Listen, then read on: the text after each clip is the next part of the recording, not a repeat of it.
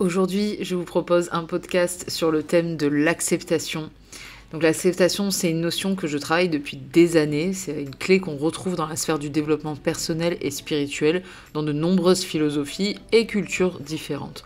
Pour autant, c'est une valeur à nuancer parce que tout n'est pas acceptable et notre ego, donc notre capacité à se protéger, à dire non, à dire stop, a bien le droit de ne pas accepter n'importe quelle situation, notamment celles qui ne nous plaisent pas, celles qui ne sont pas bénéfiques pour notre évolution personnelle, professionnelle ou spirituelle. Ces situations-là ne doivent pas être acceptées. On a besoin de notre capacité à dire non pour définir nos propres limites vis-à-vis des gens qui nous entourent. Hyper important.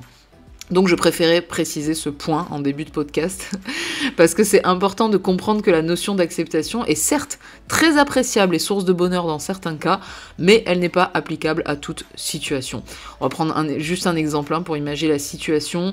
On prend l'exemple d'une femme battue, qui est battue quotidiennement, et qui court voir un moine bouddhiste. Je suis persuadée qu'il ne lui conseillerait pas d'accepter cette situation.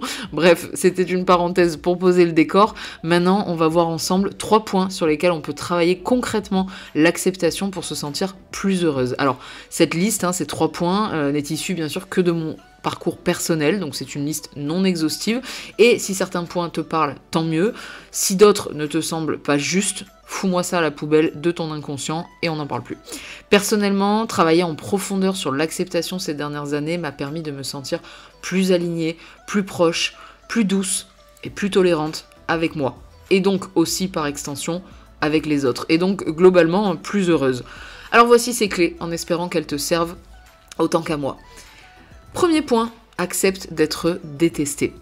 Tu n'es pas un pot de pâte à tartiner, tu ne peux pas plaire à tout le monde, ni être apprécié de tous, c'est utopique, illusoire et impossible.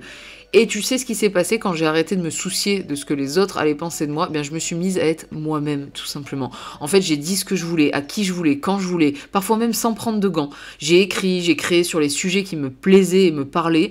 J'ai refusé des jobs parce que j'en avais tout simplement pas envie. J'ai dit merde à des situations et des gens. Bref, je me suis écoutée et j'ai avancé. Parce que la peur d'être jugé, d'être rejeté, d'être abandonné, d'être détesté, c'est un véritable frein à notre évolution personnelle. Deuxième point, accepte d'abandonner. Savoir dire non, c'est relié à notre capacité aussi à abandonner. Et même si là encore, ça dépend des cas et des situations, parfois, quand une situation, quelle qu'elle soit, ne nous satisfait plus, on peut avoir du mal à poser un stop.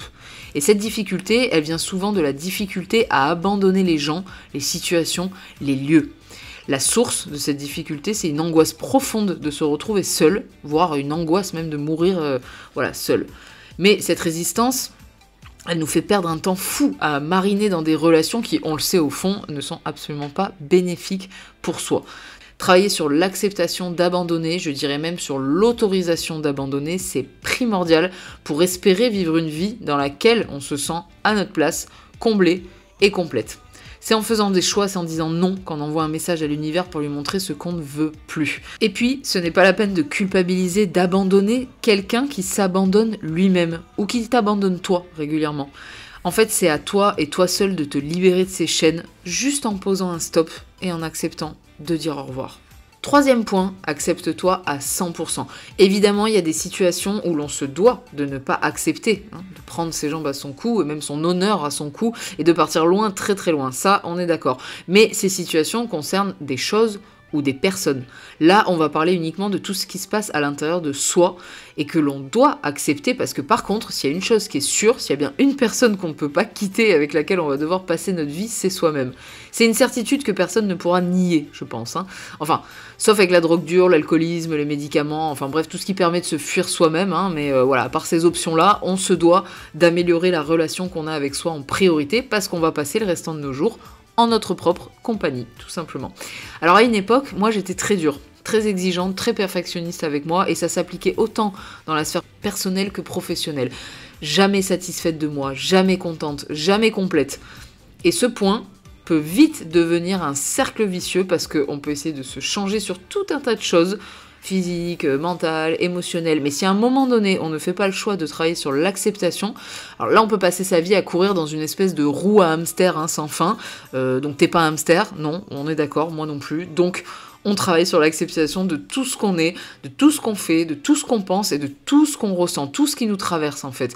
Et tu verras que si tu fais ce travail quotidien, c'est mieux de le faire quotidiennement, tu verras la légèreté, le calme et le bonheur que ça fait monter à l'intérieur de toi petit à petit, de jour en jour. En tout cas, moi, c'est ce qui s'est passé à l'intérieur de moi, d'où ce podcast. Si ce podcast t'a plu ou t'a aidé, n'hésite pas à le partager, ça m'aidera à agrandir la communauté des Wonder Nana.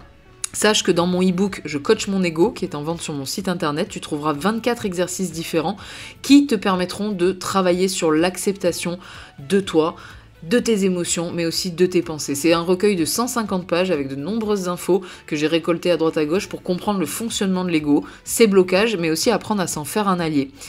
Donc pour en savoir plus, n'hésite pas à aller sur le site internet, rubrique e-book, tu trouveras toutes les infos.